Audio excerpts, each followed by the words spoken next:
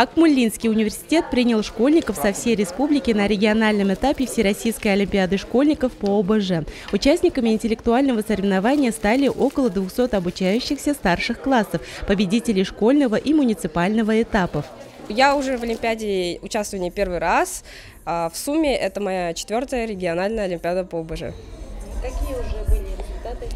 Я выходила на заключительный этап в 9 классе, мы ездили в Казань. Но я там не стала призером, но так что надеюсь на этот год. В течение 2 дней в ходе теоретического и практического туров ребятам нужно показать свои навыки и знания в области безопасности жизнедеятельности. В первый день Олимпиады школьники выполняли тестовые задания по различным тематикам учебного предмета ОБЖ. В будущем я хотел бы стать врачом, и ОБЖ по большей части включает в себя оказание первой помощи, знания имеет различную медицинскую основу.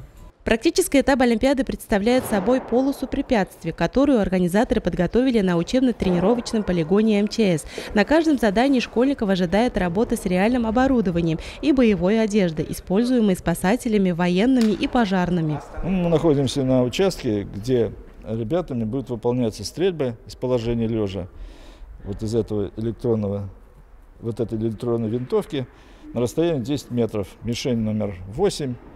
По этой мишени будет производиться стрельба в количестве 6 выстрелов, из них 5 лучших будет оцениваться как зачетные.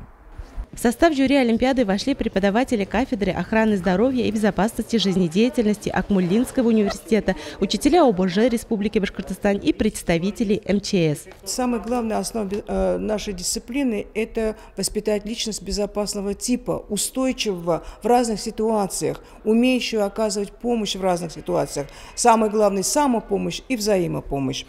И как выйти из этих ситуаций. В рамках Олимпиады Башгоспедуниверситет организовал встречу учителей, сопровождавших школьников, с представителями Российского общества знания. На ней лекторы выступили с интересными докладами, касающимися особенностей психологии и мировоззренческих ценностей подростков, а также тем патриотизма и героизма. Основа безопасности жизнедеятельности – это такой предмет, который надо ежедневно изучать. Это большая помощь и государству, и родителям, и самим детям.